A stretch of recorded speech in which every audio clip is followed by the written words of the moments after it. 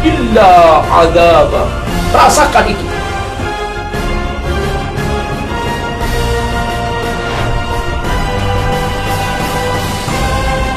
Assalamualaikum warahmatullahi wabarakatuh. Alhamdulillah wassalatu wassalamu ala Rasulillah wa ala alihi wa sahbihi wa wala. Asyhadu an la ilaha illallah wahdahu la syarika lah wa asyhadu anna Muhammadan abduhu wa rasuluh. Allahumma shalli ala Muhammad wa ala alihi wa sahbihi ajma'in. Bapak Ibu rahimakumullah, kita akan membahas ayat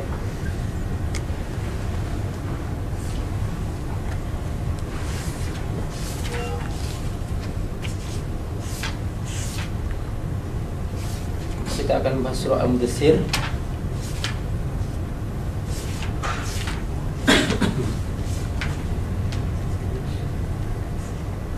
ayat 21. A'udzubillahi minasyaitonirrajim. Bismillahirrahmanirrahim. Mungkin yang punya Quran silahkan lihat.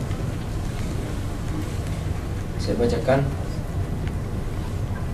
وَمَا جَعَلْنَا أَصْحَابَ النَّارِ إِلَّا مَلَائِكَةً وَمَا جَعَلْنَا عِدَّتَهُمْ إِلَّا فِتْنَةً لِلَّذِينَ كَفَرُوا لِيَسْتَيْقِنَ الَّذِينَ أُوتُوا الْكِتَابَ وَيَزْدَادَ الَّذِينَ آمَنُوا إِيمَانًا وَلَا يَرْتَابَ الَّذِينَ أُوتُوا الْكِتَابَ وَالْمُؤْمِنُونَ وَلِيَقُولَ الَّذِينَ فِي قُلُوبِهِم مَّرَضٌ وَالْكَافِرُونَ ماذا أراد الله بهذا مثلا كذلك يضل الله من يشاء ويهدي من يشاء وما يعلم جنود ربك إلا هو وما هي إلا ذكرى للبشر كلا والقمر وَاللَّيْلِ إِذْ أَدْبَرَ وَالصُّبْحِ إِذَا أَسْفَرَ إِنَّهَا لَإِحْدَى الْكُبَرِ نَذِيرًا لِلْبَشَرِ لِمَنْ شَاءَ مِنْكُمْ أَنْ يَتَقَدَّمَ أَوْ يَتَأَخَّرَ.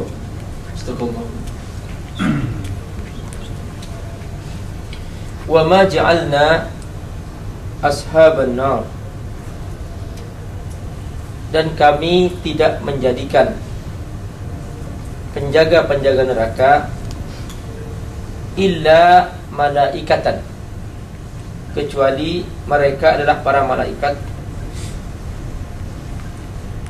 Wa ma ja'alna, dan kami tidak menjadikan iddatahum illa fitnah, jumlah para malaikat itu sebagai ujian, sebagai fitnah.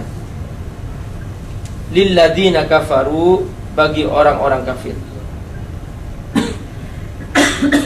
Untuk apa? Liyastayqinal ladzina utul kitab, agar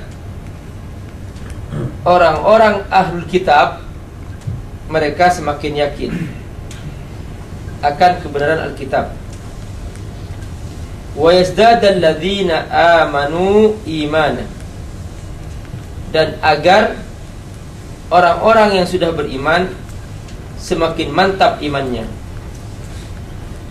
Wala yartabal ladzina utul kitaba wal mu'minun, dan agar tidak ada keraguan sama sekali terhadap kebenaran kandungan Alkitab dan Al-Quran orang-orang ahlul kitab dan orang-orang yang beriman. Waliyaqul ladzina fi qulubihim maradun, dan agar orang-orang yang di dalam hatinya ada penyakit mereka berkata, wal kafirun, termasuk juga orang kafir, madza aradallah bihadza mathalan, apa yang dimaksud Allah dengan perumpamaan ini.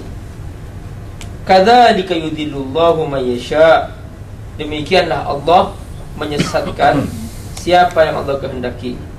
Wa yahdi may yasha, dan memberikan petunjuk kepada siapa yang Allah kehendaki. Wa ma ya'lamu junuda rabbika illa hu, dan tidak ada yang tahu tentara Allah kecuali Dia. Wa ma hiya illa dzikra lil bashar, dan ini hanyalah peringatan bagi manusia. Bapak Ibu rahimakumullah, ini surah Al-Muddatsir ayat 21. Ayat 31. Ayat 31.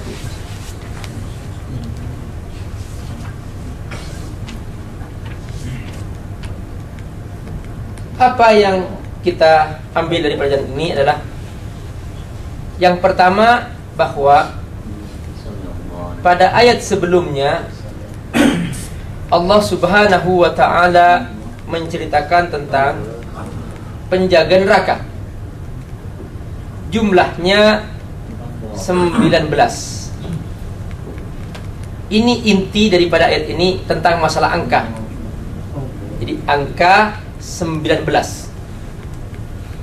Mengapa Allah Subhanahu wa ta'ala menegaskan bahwa jumlah para malaikat yang akan menjaga neraka nanti jumlahnya 19. Jadi persoalannya di sini adalah dalam masalah angka. Dan kita akan berbicara tentang masalah sekitar angka ini. Dan Allah Subhanahu wa ta'ala memfokus dalam ayat tersebut tentang masalah angka, penyebutan angka. Kenapa Allah menyebutkan angka malaikat yang menjaga neraka 19? Kenapa Allah tidak menyebutkan 20? Kenapa Allah tidak menyebutkan 100 dan sebagainya? Kenapa Allah tidak menyebutkan banyak? Kenapa kok menyebut angka secara khusus di sini? Di sini ada maksud-maksud tertentu yang Allah inginkan.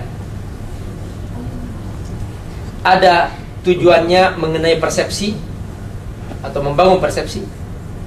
Ada juga tujuannya membalik fakta yang selama ini mereka yakini ternyata adalah harus dikoreksi tentang agama ini, tentang kerasulan Rasulullah SAW, sehingga mereka tidak lagi menuduh bahwa Rasulullah SAW mengada-ngada dan seterusnya. Barakallahu.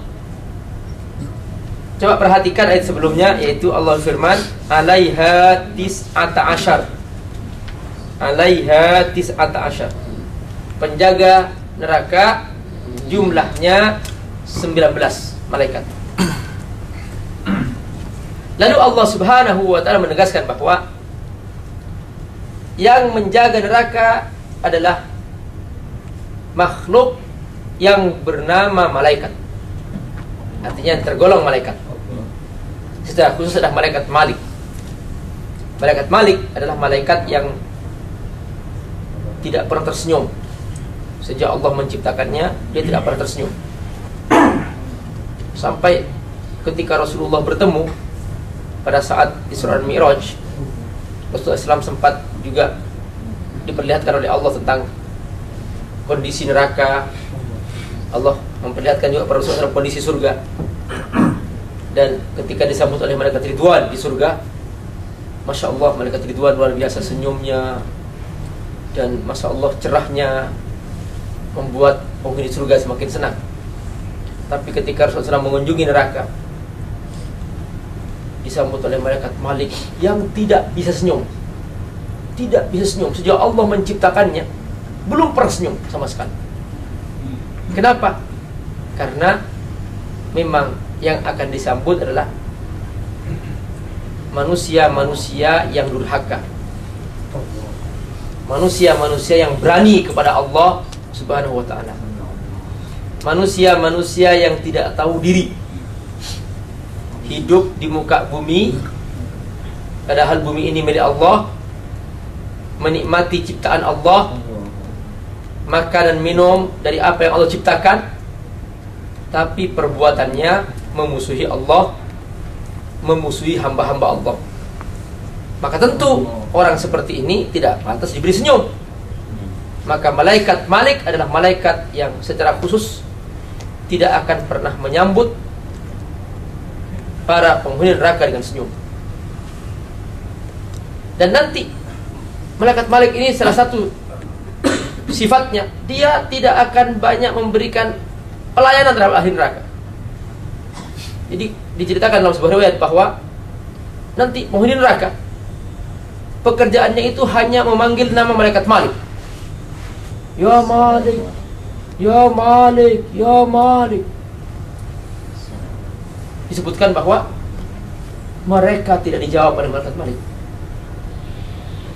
illa ba'da alfi sana, kecuali setelah 1000 tahun baru akan dijawab. Itu pun dimarahi, bukan dibantu. Mereka minta tolong, khafif anna yauma min adab, tolong istirahatkan kami dari adab sehari aja. Kalau bahasa kita, cuti, tolong cutikan sehari aja, cuti. Masa azab terus setiap hari, nggak ada cuti sama sekali. Di malaikat Malik hanya menjawab, alam ya'tukum rusulun min qablikum yatluna alaikum ayati rabbikum wa yunzirunakum liqa'a yaumikum hadza. Kamu itu selama ini kemana? Kata malaikat Malik, kamu itu waktu dunia memang nggak pernah ngaji, nggak pernah dengar tentang neraka, nggak pernah tahu apa itu neraka. Kerjamu dunia itu ngapain? Kenapa kamu nggak pernah belajar tentang neraka? Masa kamu nggak pernah ada peringatan tentang neraka? Kenapa kau pilih neraka? Nah itu, langsung seketika setelah itu tiba-tiba terdengar suara, faduku falan nazidakum illa azaba. Rasakan itu, dan tidak ada keringanan kecuali semakin bertambah pedih siksaanmu. Inilah yang dikatakan oleh ulama tafsir dalam surah An-Naba ini. Dikatakan bahwa inilah ayat yang paling dahsyat. Ketika di saat mereka membutuhkan pertolongan untuk dibantu, malah ditambah pedih siksaan mereka. Na'udzubillah min dzalik. Barakallah. Kalau kita ingat ayat ini, kita tidak akan pernah main-main dalam hidup. Kalau kita ingat ayat ini, kita akan bersungguh-sungguh beramal soleh. Kita tidak akan pernah menyanyikan waktu kita, karena kita akan tahu bahwa ternyata waktu kita sangat sedikit. Kalau sampai porsi waktu kita ini habis untuk sesuatu yang sia-sia, kita akan menyesal nanti di hari kiamat. Kalau kita seringkali mengejar omset ya dalam dunia usaha kita, mengejar keuntungan sebanyak-banyaknya, kita harus bersaing juga mengejar pahala sebanyak-banyaknya. Jangan sampai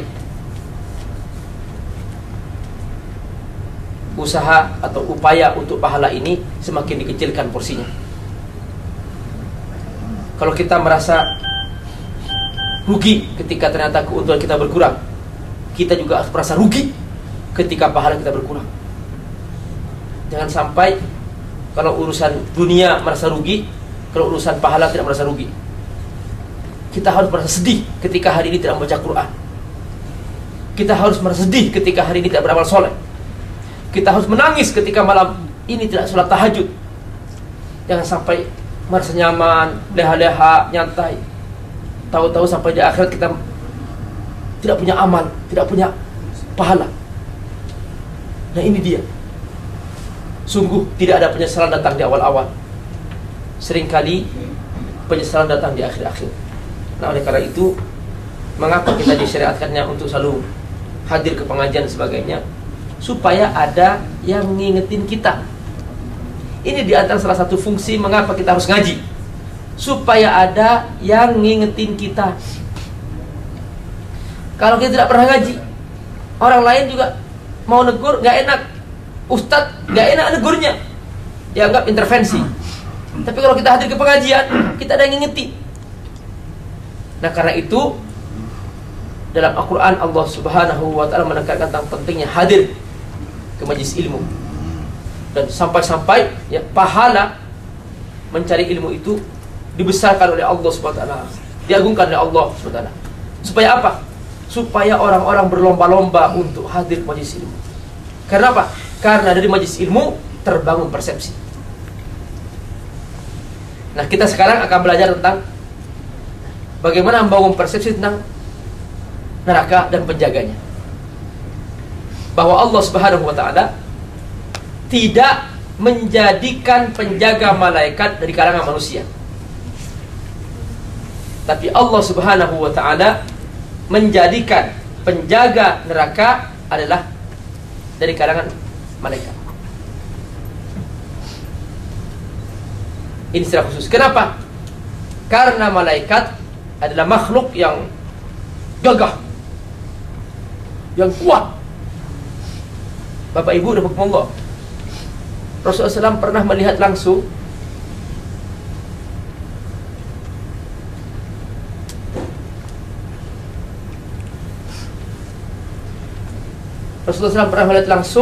wajah malaikat Jibril alaihissalam. Malaikat Jibril adalah malaikat yang menjadi pilihan Allah sebagai panglima malaikat. Disebut dalam Al-Quran Ar-Ruh. Jadi kalau Bapak Ibu menemukan kata Ar-Ruh bersandingan dengan kata malaikat dalam Al-Quran, itu maksudnya malaikat Jibril. Seperti tanazzalul malaikatu war-ruhu fiha biidzni rabbihim min kulli amr. Jadi di sini maksudnya malaikat Jibril. Jadi berdampingan dengan malaikat adalah Ar-Ruh. Itu maksudnya malaikat Jibril. Dan malaikat Jibril tidak turun ke bumi kecuali dalam kondisi penting. Seperti pada malam Lailatul Qadar. Pada malam Lailatul Qadar, ketika Allah Subhanahu wa ta'ala memerintahkan para malaikat turun untuk menyaksikan hamba-hamba Allah yang bertobat di muka bumi, maka karena ini malam penting, malam yang agung, maka malaikat Jibril ikut terlibat turun ke bumi. Dan malaikat Jibril, subhanallah, ketika Rasulullah melihat langsung wajah aslinya, Rasulullah menceritakan bahwa lahu sittu mi'ati janah, mempunyai 600 sayap. Saddal ufuq, dan ketika dibuka sayapnya, semua langit timur dan barat tertutup. Subhanallah, luar biasa besarnya malaikat Jibril. Ketika Allah Subhanahu wa ta'ala murka kepada sekelompok penduduk bumi, contohnya kepada kaum Lut, karena kaum Lut ini adalah kaum yang paling parah kerusakannya. Belum pernah ada kaum yang kerusakannya itu separah kaum Lut. Benar, ada kaum-kaum yang musyrik dan sebagainya, tapi kaum Lut ini bukan hanya musyrik. Mereka ini perilakunya melebihi binatang. Sebab di kalangan mereka sudah sampai ke tingkat bahwa dari saking banyaknya wanita telanjang, sampai-sampai ketika itu mereka tidak tertarik kepada lain jenis, tapi sudah berubah kepada semua jenis. Ini kaum Lut. Yang ini adalah perbuatan yang belum pernah diperbuat oleh binatang. Nggak ada binatang seperti itu. Maka Allah saking murkanya kepada mereka, Allah turun ke malaikat Jibril untuk mengadab mereka. Bapak Ibu rahimakumullah, bagaimana Allah mengadab? Allah perintahkan malaikat Jibril untuk mengangkat langsung negeri mereka ke langit, ke atas.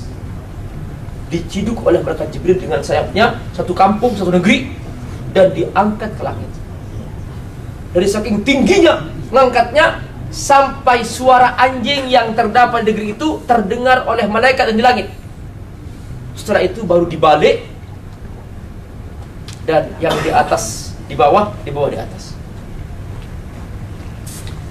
Inilah barakallah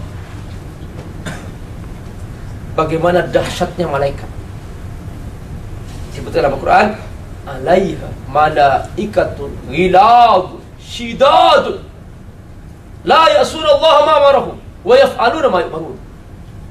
Malaikat itu kuat, gagah, dan istilahnya kalau bahasa ini penjaga neraka ini sadis. Jadi tidak ada istilah kompromi, nggak ada. Ghiladun syidadun, dan patuh kepada Allah Subhanahu wa taala. La ya'sunallaha ma amar. Kata Allah, siksa. Nah, ini gambaran bagaimana mereka disiksa oleh Allah Subhanahu wa taala karena dosa-dosa mereka. Contoh bahwa malaikat ini patuh kepada Allah dan tidak ada kompromi. Suatu hari Rasulullah SAW pernah menceritakan dalam sebuah hadis bahwa nanti di hari kiamat akan ada 3 orang atau 3 golongan yang akan dibangkitkan pertama kali oleh Allah Subhanahu wa taala. Secara zahir, ketiga golongan ini patuh kepada Allah secara zahir. Yang pertama, ahli sedekah. Allah kasih harta yang banyak dan Masya Allah luar biasa, sedekahnya luar biasa, sampai semua orang bilang ini paling dermawannya manusia. Jadi semua orang mengasih rekomendasi bahwa kalau ditanya siapa kasih fulan, semua mengatakan siapa yang paling dermawan, jawabannya si fulan. Ini paling dermawan.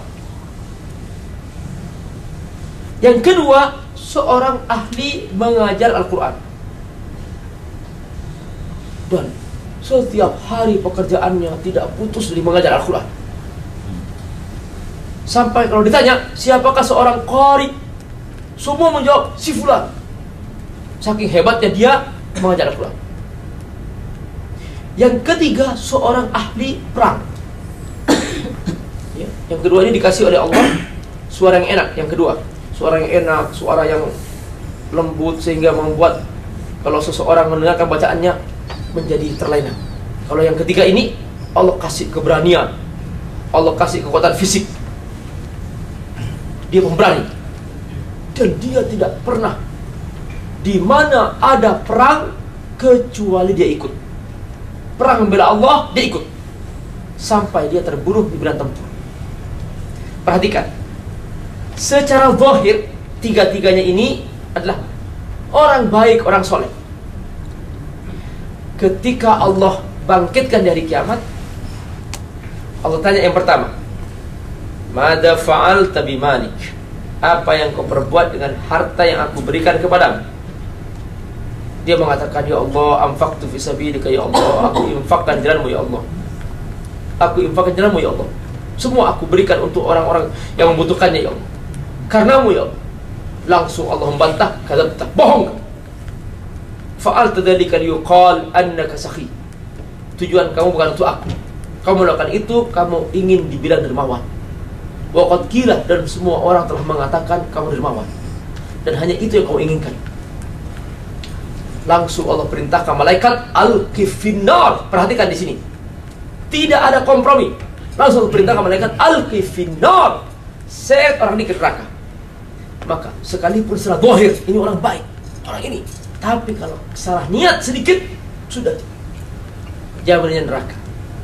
Tidak ada basa-basi. Yang kedua, Allah menanyakan, Mada fa'alta bi jamali sautika wal Qur'an? Apa yang kau perbuat dengan keindahan suaramu dalam membaca Al-Quran? Apa yang kau perbuat dengan itu semua? Ya Allah, ana alamtul Qur'an, aku mengajarkan Al-Quran karenamu, ya Allah. Allah menjawab, kadzabta, bohong kamu. Fa'alta dzalika liyuqal annaka qari. Cita-citamu bukan untuk pahala dari aku. Kamu hanya ingin dibilang seorang qari. Wa qad qila, dan semua orang sudah mengatakan kamu qari, dan sudah kamu mencapai cita-citamu. Hanya itu yang kau inginkan. Kamu tidak ingin pahala dari aku. Langsung Allah panggil malaikat alqi finnar, lemparkan neraka. Langsung malaikat langsung menyeret ke neraka dan dilemparkan neraka. Yang ketiga, Allah menanyakan kepada yang ahli perang ini, "Madza fa'alta bi syaja'atika wa quwwati jismika?" Apa yang kamu buat dengan keberanian kamu? Ya, aku berikan kepadamu keberanian dan kekuatan fisik. Apa yang kamu buat dengan itu? Ya Allah, qataltu fi sabilika ya Allah hatta qutilt. Aku berperang membela agamamu ya Allah, karenamu ya Allah sampai aku terbunuh. Dia tunjukkan bekas darah yang muncrat di tubuhnya. Karena seorang mati syahid yang masih ada bukti-buktinya. Maka seorang mati dalam medan tempur masih ada bukti-buktinya, ditunjukkan. Ya, aku mati dalam peperangan. Ini buktinya. Aku berjuang di sini. Allah jawab, "Kadzabta." Bohong. Kamu melakukan itu. Fa'at dzalika liyuqal annaka syuja'. Tujuan kamu itu hanya ingin dibilang pemberani, ingin dibilang pahlawan, ingin dimakamkan di makam pahlawan. Hanya itu kan kamu ingin. Kamu tidak ingin pahala dari aku. Waqad qila, dan sudah tercapai apa yang kau inginkan. Maka kemudian alqi finnar, maka lemparlah ke neraka. Perhatikan Allah, malaikat yang Allah perintahkan ini, sekalipun melihat seseorang secara zahir dia orang patuh, tapi ketika ternyata kata Allah perintah masuk neraka, langsung dilempar. Nah, ini makna bahwa alaiha malaikatun ghilad shidad la ya'suna Allah ma amarahum wa yaf'aluna ma yu'marun. Malaikat ini keras dan tidak ada kompromi dalam memberikan tindakan, dalam memberikan balasan Allah Subhanahu. Nah, itulah gambaran yang atau makna dari ayat yang ya Allah firmankan, "Wa ma ja'alna ashaban nar illa malaikat." Kemudian tentang angka 19. Apa rahasia mengapa Allah Subhanahu wa taala menyebutkan bahwa jumlah malaikat yang menjaga neraka 19? Begitu orang-orang kafir Mekah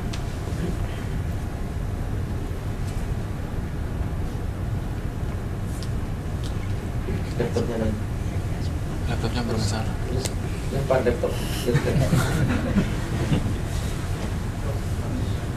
Ganti laptop ya. Ya. Tapi insyaallah mohon diperhatikan ya. Bisa insyaallah bisa menangkap maknanya. Mengapa angka 19 ini disebut oleh Allah Subhanahu wa taala? Ternyata kata Allah ada maksudnya.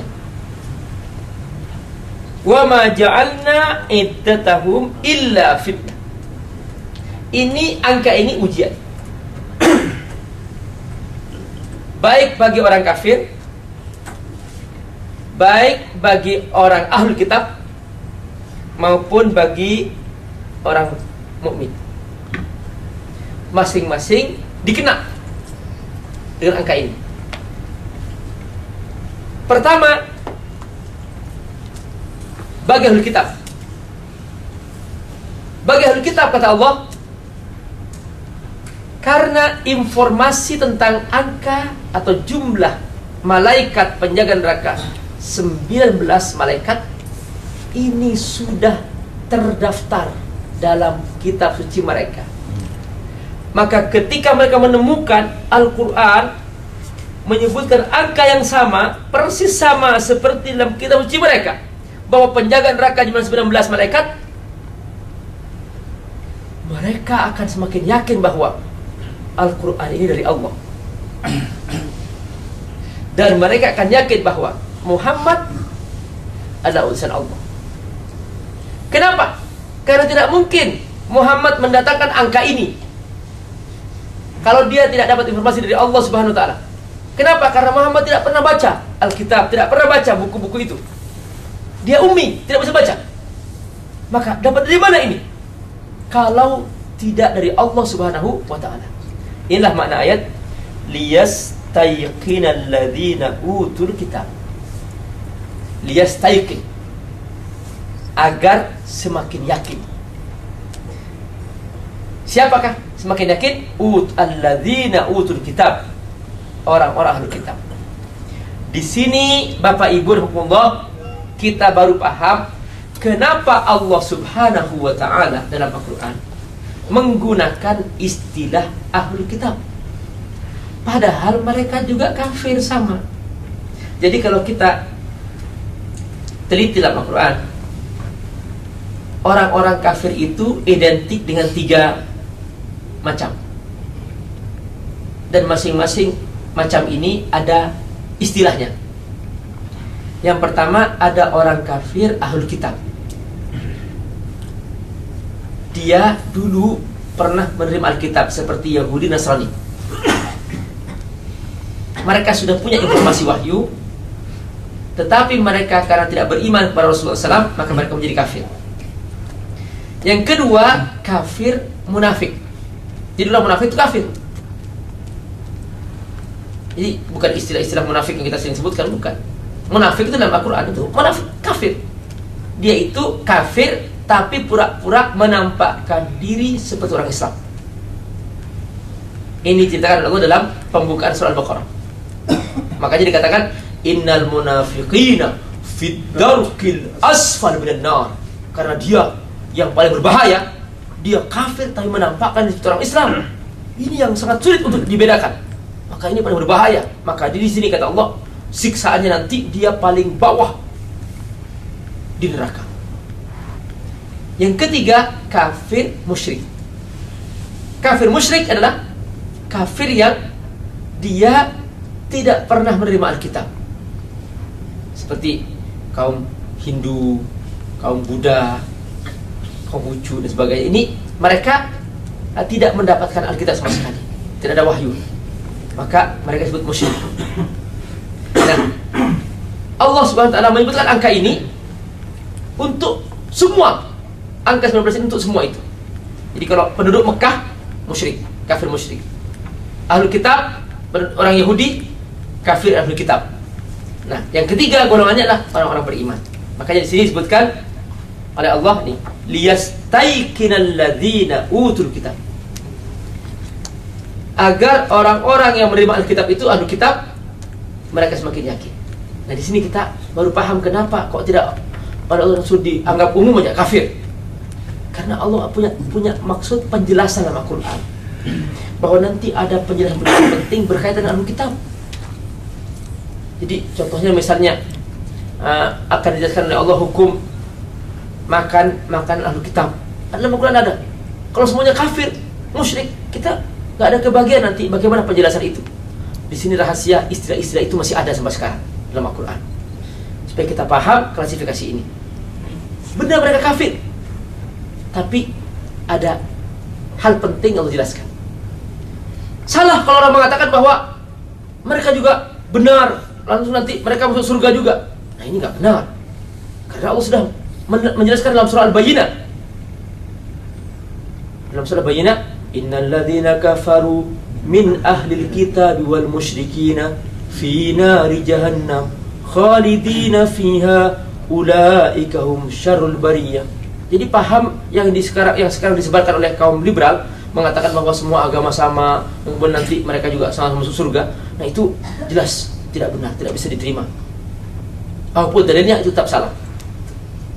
Karena tidak ada pembenaran terhadap mereka. Allah sudah menjadi masuk neraka bagi mereka karena mereka tidak beriman kepada Allah dan Rasulnya. Nah, ini yang dimaksud dengan istilah-istilah ini. Kemudian apa maksud dari angka 19 ini bagi orang-orang beriman? Kata Allah, wa yazdadal ladzina amanu imana. Agar orang-orang yang sudah beriman, imannya semakin yakin, imannya semakin kokoh. Yazdadal ladzina amanu imana. Nah, Allah, berdasarkan ini para ulama sepakat bahwa al-imanu yazidu wa yanqus. Iman itu bisa jadi bertambah, bisa jadi berkurang, bisa jadi naik, bisa jadi turun. Contoh misalnya, kalau kita sekarang duduk di majelis ilmu, ya, asalkan tidak tidur, ya. Kalau tidur juga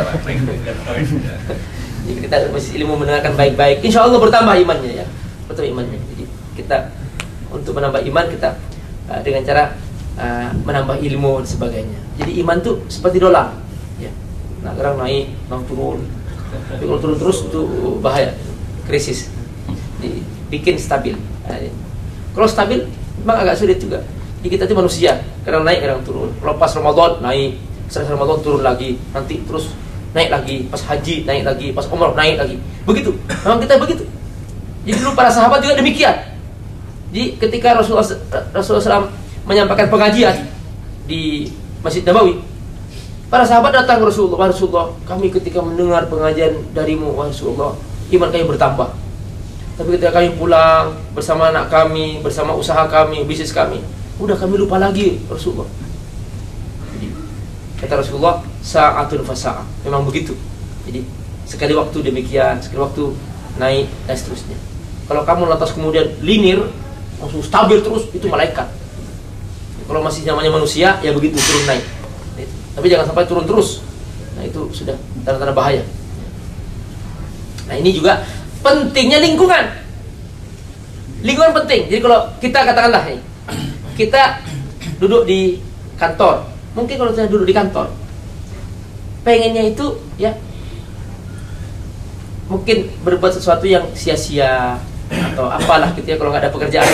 Mungkin ya buka ini, buka itu dan sebagainya. Tapi kalau ke masjid, kita ke masjid kita bisa baca Quran. Nah, berarti kalau ingin baca Quran, cari lingkungan yang pas. Kalau di kantor nggak bisa baca Quran, segera ke masjid baca Quran. Di rumah katakanlah, di rumah pengennya nonton sebagainya. Udah, kalau begitu lebih bagus segera keluar, duduk di masjid baca Quran. Jadi suasana itu penting supaya kita lebih terarah dan lebih terkondisikan. Sahabat juga penting. Sahabat. Jadi banyak orang kalau dia sendirian, nggak punya kawan, nggak ada yang negur, akhirnya dia lalai, kemudian dia jatuh dalam perbuatan-perbuatan yang sia-sia atau naudzubillah min dzalik, dosa. Tapi kalau punya kawan, dia sedikit-sedikit ditegur, sedikit-sedikit di SMS gitu kan. Apalagi sepakat dia pakai apa? Yuk kita saling miss call, insyaallah. Itu ada dalilnya, Pak. Fama ya'mal miss call atau rotin khairan. Saling miss call tahajud, miss call salat, insyaallah. Itu bagian dari ibadah kita. Nah, ini makna wa yazdadal ladzina amanu imanan. Kemudian tujuan yang ketiga, mengapa Allah Subhanahu wa taala menyebutkan angka 19? Kata Allah, wala yartabal ladzina utul kitaba wal mu'minun. Nah, ini tujuan dua-duanya. Ya, tujuan menyebutkan angka jumlah malaikat 19 itu adalah tujuan dua-duanya, yaitu baik bagi ahlul kitab maupun bagi orang mukmin, supaya tidak ada sedikit pun keraguan. Ini penting, rahimahullah. Menghilangkan keraguan ini adalah iman. Maka untuk menghapus keraguan, kita harus punya data yang akurat, data yang konkret. Makanya, barakallahu, supaya kita semakin yakin, sempatkan Bapak Ibu ya, nanti buka website dakwatuna.com. Itu website yang saya kelola. Nah, di sana ada semacam tool itu, kaifa ihtadaitu, bagaimana aku dapat hidayah. Di sana nanti Bapak Ibu akan dapat banyak kisah-kisah orang masuk Islam. Nah, itu akan membuat kita semakin yakin. Persepsi itu penting. Jadi ini juga angka jumlah malaikat ini oleh Allah disebutkan untuk membangun persepsi baru, sehingga tidak ada keraguan lagi dalam diri kita tentang kebenaran Islam. Jadi kalau kita membaca kisah-kisah orang masuk Islam, kita akan tersentuh. Saya kemarin sepekan lalu, sekitar 2 pekan lalu saya dari Australia. Saya keliling di sana, saya ketemu dengan salah seorang mu'alaf. Dia baru masuk Islam. Nah, dia berpikir, kalau aku masuk Islam, apa yang harus aku perbuat untuk Allah? Baru masuk Islam. Dan langsung mengatakan, apa tugasku untuk Allah? Kalau aku kerja di perusahaan, pikiran pertama kali saya, apa tugasku untuk perusahaan? Maka I have to do best, kata dia. Aku berbuat yang terbaik untuk Allah. Ketika aku jadi seorang muslim, Masya Allah, barakallah, ketika dia mendengar bahwa orang Islam di sana, di Taipei, Sydney, itu mau beli gereja untuk dijadikan masjid. Dia yang pertama kali masukkan uang sekitar $5.000. Masya Allah. Tidak pikir-pikir. Ini aku bantu Allah. Ya Rabb, ini baru masuk Islam, langsung paham tugasnya kepada Allah. Tahu apa yang dikerjakan. Untuk Allah apa. Jadi masing-masing kita nih Pak, Bu Rahmatullah. Jadi bukan hanya menikmati Islam, tapi bagaimana kita berjuang untuk Allah. Ini penting. Jangan hanya menikmati gaji dari perusahaan, tapi bagaimana berjuang untuk perusahaan. Itu yang paling penting. Jadi kita harus begitu pemahamannya dalam kita beriman kepada Allah. Jangan hanya menikmati Islam yang dinikmati, sholat yang dinikmati, tapi nggak pernah berjuang untuk Islam. Ini kita harus percaya, harus paham seperti itu. Para sahabat itu pahamnya begitu. Mereka bukan hanya menikmati Islam, hanya baca Quran, hanya sholat sendirian, selesai. Kalau para sahabat pahamnya seperti itu, kita hari ini tidak akan beriman. Para sahabat sudah meninggal dunia dan sudah selesai, sudah habis. Kalau mereka hanya menikmati Islam. Tapi perjuangannya bagaimana? Apa yang harus aku perjuangkan untuk Islam? Apa? Ini persepsi yang kita bangun. Maka dengan membaca kisah-kisah mereka, kita akan tersentuh. Makin yakin kita, oh ternyata ini benar. Dan itulah yang harus kita pikirkan. Dan ini tujuan pokok daripada cerita ini, untuk membangun persepsi. Karena persepsi yang menentukan sikap. Kalau seseorang salah persepsi, maka dia akan salah bersikap. Ya, contoh misalnya, ada seorang diinstal dirinya itu bahwa Islam itu hanya sholat. Karena Islam itu hanya sholat, akhirnya apa? Persepsi dia itu tentang sholat. Akhirnya sibuk dengan detil-detil sholat, nggak berhenti. Akhirnya apa? Sampai dia memaksa orang lain harus sama style sholatnya. Padahal di dalamnya banyak masalah-masalah yang sifatnya fikih dan khilafiyah. Harus dipaksa yang tidak sama harus salah dan sebagainya. Akhirnya timbul perpecahan gara-gara itu. Karena settingan persepsinya sangat sempit. Jadi akhirnya masalah kecil jadi besar, masalah khilafiyah jadi besar. Gitu. Sama dengan ya seorang yang hatinya sempit. Maka orang yang berhati sempit, dia akan masalah kecil menjadi besar. Tapi coba kalau seorang berhati besar, maka masalah besar menjadi kecil. Contoh misalnya, seekor gajah. Semua orang sepakat gajah ini besar. Tapi kalau gajah ini dibawa ke lapangan yang luas, jadi kecil gajah itu. Tapi coba semua kita tahu tikus itu kecil. Tapi coba kalau tikus itu masuk ke kamar kita yang sempit, kita heboh. Tikus kecil masuk ke kamar kita heboh. Wah, ada tikus. Wah, padahal dia kecil. Jadi itu dia. Sekarang tuh banyak orang Islam men-setting dirinya hanya seakan-akan Islam itu hanya sholat, selesai. Padahal Islam itu sebuah peradaban yang besar. Islam itu juga mengurus usaha, mengurus pasar, mengurus bisnis, ekonomi, budaya, negara. Itu terus. Nabi itu dulu bukan hanya tampil seorang ahli sholat, tapi juga ahli, dia pemimpin negara, pemimpin militer, Nabi. Nah itu contohnya. Kita harus paham Islam seperti itu. Jangan sampai Islam itu hanya persepsinya hanya sekarang ritual dan sebagainya. Nah kalau kita pahamnya itu, kita akan menjadi sempit dalam berpikir. Nah akhirnya apa? Kita sering menyalahkan, gontok-gontokan, bikin kelompok baru dan sebagainya, selesai. Akhirnya apa? Orang kafir enak membantai orang Islam. Di Palestina dibunuh-bunuhin, kita hanya nonton. Kenapa? Kita masih sibuk, belum selesai masalah kunut. Masalah ini belum selesai, nggak pernah selesai, dibacarakan terus, nggak berhenti-berhenti. Gitu. Kita bikin radio, sering tengkar radionya, nggak pernah selesai. Kapan kita membangun umat yang bersatu? Ini masalah yang kita bangun dalam diri kita menjadi umat yang berwibawa. Dulu para sahabat, jumlah mereka sedikit. Yang hijrah itu hanya 100 orang. Digabung dengan Ansor, itu ketika perang Badar jumlahnya 313 orang. Tapi karena mereka bersatu, orang kafir Mekah gentar. Dalam perang Badar dikalahkan, perang Uhud dikalahkan, terus perang-perangan terus dikalahkan. Padahal jumlah mereka sedikit. Terus mereka menaklukkan Khaybar. Yahudi di Khaybar juga kalah. Akhirnya apa? Mereka gentar. Karena gentar, Mekah diserahkan tanpa peperangan. Itulah Fathu Mekah. Itu dia. Jadi karena persatuan kita berwibawa. Tapi kalau kita berpecah belah, kita akan terus dipermainkan oleh mereka.